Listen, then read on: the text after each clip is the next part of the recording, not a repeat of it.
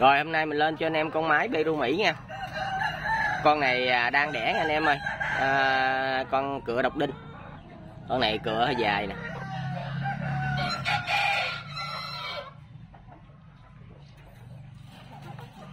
Con này đang đẻ lứa 3 nha.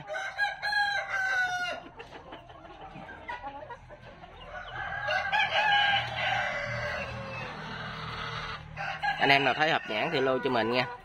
Con này giá 1.8, 1.8 bao ship các tỉnh cho anh em.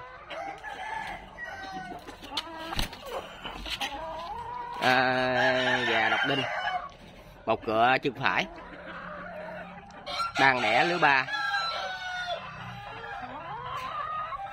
giá 1.8 bao ship các tỉnh cho anh em. Anh em nào thấy hợp nhãn thì lô cho mình.